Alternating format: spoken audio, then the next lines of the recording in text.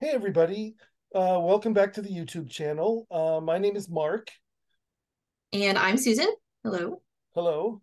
And we are here to talk about the midsummer holiday, the summer solstice.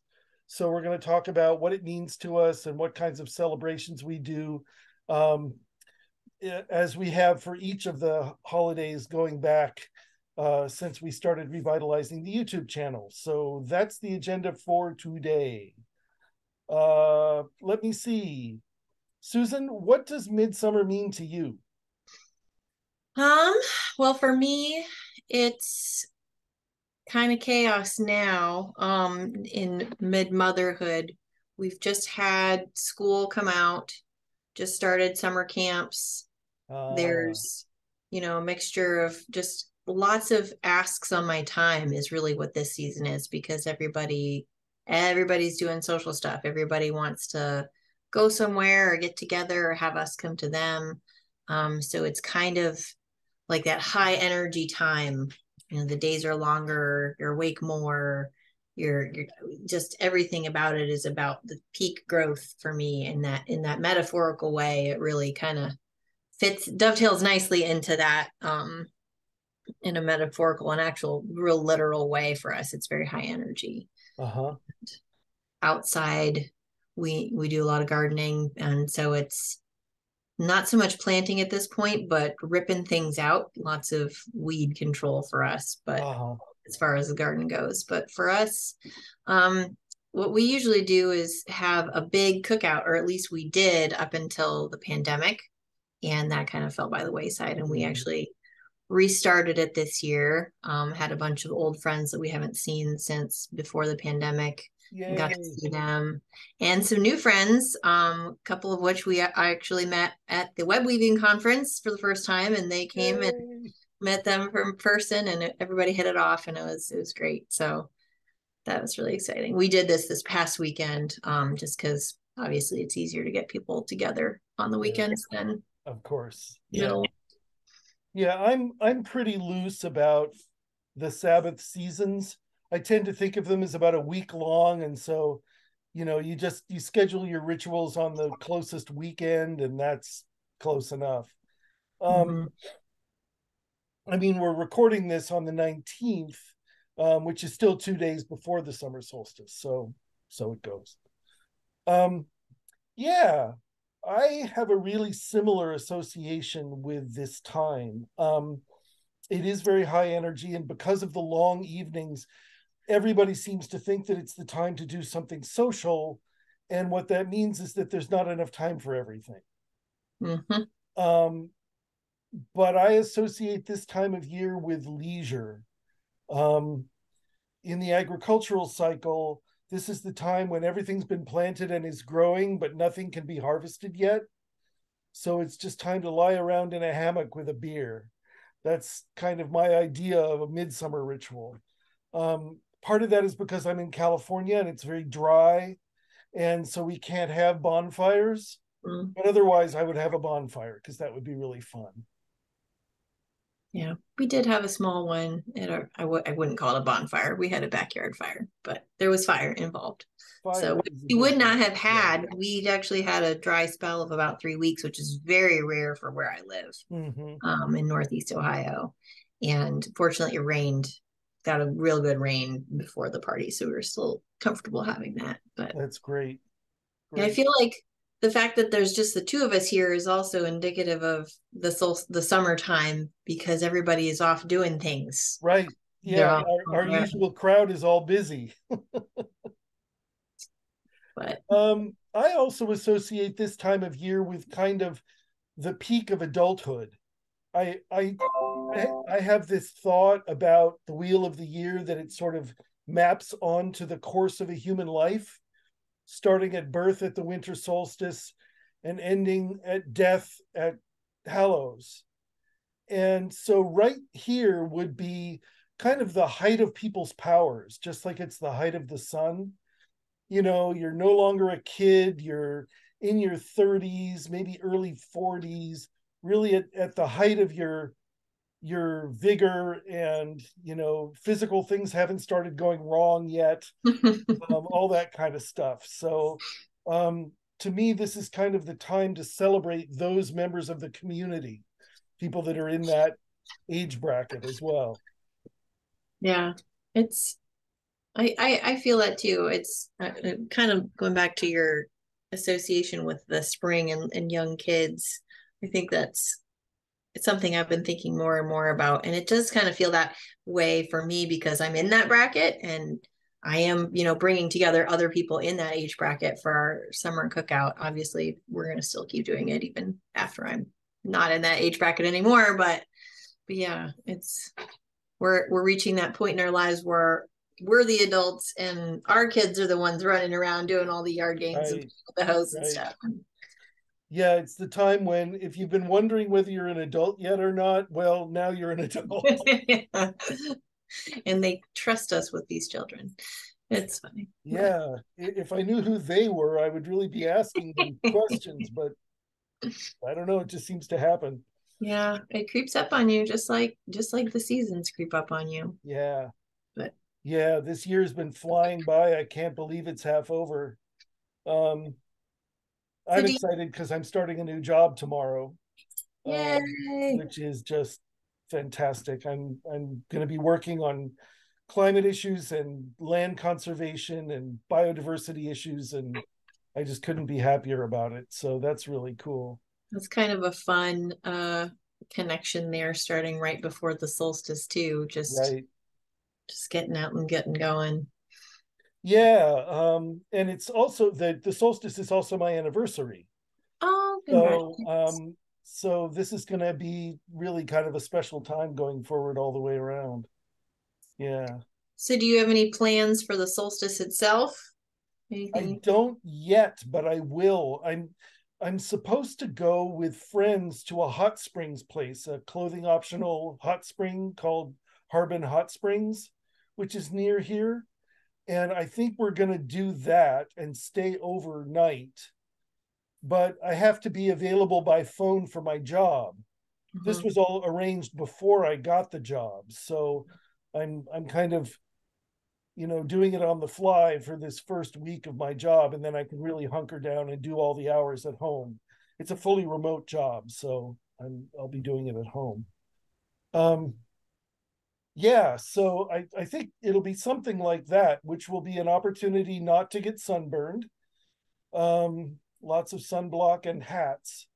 Um, and I'm sure there will be some sort of sacred ritual thing happening there. There are, pretty woo-woo kind of place. So there'll be something going on for the solstice, I'm sure. Mhm.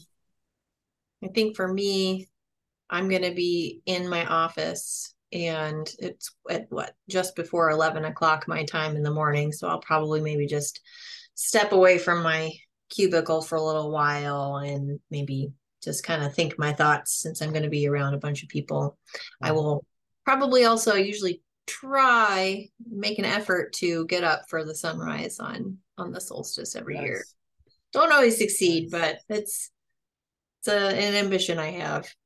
Oh, So it's a good one. Yeah. that's when I usually do my more me only private ritual and then the big family and everybody stuff on the weekend. So Sure, that makes sense. I mean, you have a lot of responsibilities going in many directions, so it totally makes sense that before everybody else wakes up is the time that you get to yourself. Yeah. it's the only time sometimes. Sometimes still not the only one up because I have dogs. So Oh. what are you doing, Mom? I want to help too. uh, But um, so Susan, you've frozen. Are you still there? I'm still here. Can you hear me? I can hear you. Yes. Okay. We'll edit this out. Um, there, I think you're back. Great. Um, so when I think about sort of the symbology for this season, it's a lot of sun symbols. Like this picture behind me, reminded me of celebrating the summer solstice. So I put it on behind me. Um, I have a lot of sun symbols on my focus right now, my altar. It just seems like it's the height of the sun's powers, and it's time to recognize the importance of this amazing star that keeps us alive. Yeah, it's something that I want to try to incorporate more as we've promised our friends that we're going to make this an annual cookout. And I'm trying to sort of sneak in more and more Atheopagan stuff into it as time goes by. This year, all we did was some lemon cookies that were sort of to represent the sun on this big, beautiful yellow enamel ceramic plate that I have. But I think we're going to try and like sneak in some extra stuff as years go by, and to try and just appreciate that and appreciate everything that we get from the sun. Yeah. I Yeah, often I find that meal blessings are a pretty uh, unchallenging way to introduce some ritual elements. A little poem before about the sun before the meal, something like that. Um, and you can just sort of start from there. Um, I mean, there's a lot that's ritualistic about cookouts anyway, right? It's there are all these sort of American traditions about having cookouts. yeah, we do love our cookouts, even on holidays that seem weird to have them. Yeah, yeah. Um, yeah, like 4th of July is coming up. I have such mixed feelings about the 4th of July. I tend not to celebrate it, but um, I'm not sure that that's entirely the right thing to do either. So I don't know. We just use it as an excuse to get together with our family, which I mean, that's always a nice thing to do. So, Mhm. but And how would you say your child is incorporating some of this stuff that you're doing, this Atheopagan stuff? uh she appreciates, I think, more the daily things. And we try and emphasize those more, which is just, basic nature connection outside of any context of a ritual or anything like Sure. that. Uh-huh. But as far as rituals go, it's more about we always have at dinner time highs and lows of your day, and Nice. try to do the gratitude of thank you to whomever was preparing the meal, and the grocers and the farmers and the animals and plants, and tracing it back to where our food came from. Mm-hmm. So I think she's catching on to that kind of stuff as it is in a pervasive throughout our lives kind of way. But the big celebrations, I think, other than the winter solstice, which is Christmas adjacent, Yeah. that gets a lot of love from her. Or spring equinox, we do eggs and things like that, the big flashy ones. But since Sure. we don't do anything big and flashy for this, she still had a ton of fun at our cookout with the other kids that came. but Uh-huh. but And she's how old now? she is 6.5. Ah, So that's a good age. They're not a toddler anymore, and they're starting to kind of come into their own. And yeah. yep, she's just getting started to the age where I think we can probably start doing more things as a family that are more formalized, and have more pomp and circumstance Mm-hmm. around them. Uh-huh. So that might be forthcoming. Well, cool. I mean, obviously you don't want to make her do anything she doesn't want to do, but what I've found when circling with kids is that if there's something that's their job, they're really excited about it. So, if there's some role, if there's something that they need to do, it's so different from just standing around and, watching the adults do stuff. It makes a big difference. Oh yeah, I think that coming at my practices with her from the standpoint of Atheopaganism is so much, I don't want to say easier, but I kind of want to say easier than some other pagan traditions. Because if we do, let's say I've got a group of people who do nature honoring traditions at their local UU church, congregation, not church, I'm sorry. And it's pretty open there because they're also catering to people who might not be fully familiar or comfortable necessarily with a traditional, very not strict isn't the word I want, but very traditional circle casting with rules about cutting the door if you need to get out or come back in and things like that. But there's still this element of trying to wrangle her in some ways when we are in those bigger groups but with something like Atheopaganism, where it's like, no, well, nobody actually here thinks that our bad juju is going to rain down upon us if we step outside the designated area. It's a lot less stressful to do some of this without. It's not really possible to do something wrong in a ritual.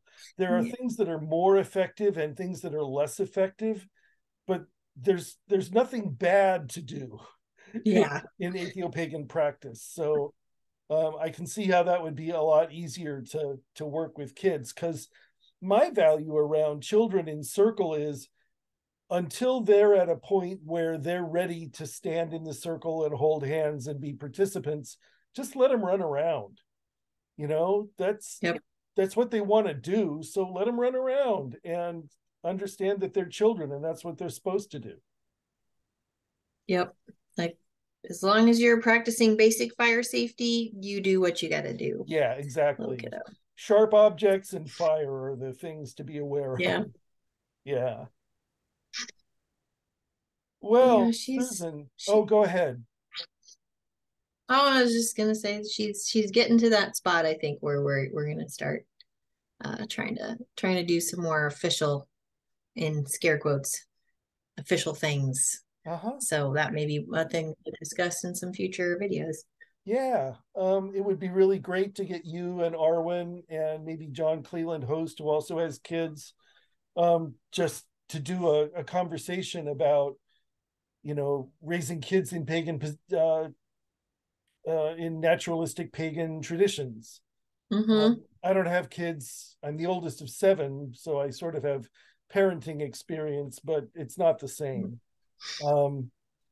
So I couldn't really contribute very much to a conversation like that, but it'd be cool to put one together. It would be good. I mean, it would be good to have, even an outside participant such as yourself as a facilitator too, since you're going to have questions that we don't remember to ask ourselves. Yeah, I could certainly pitch the questions. I'd be happy to do that, and then coordinate amongst who answers the questions. Yeah, we should definitely do that, because this is a big question for people. People discover a path that works for them, and then they're like, well, what about my family? What about my kids?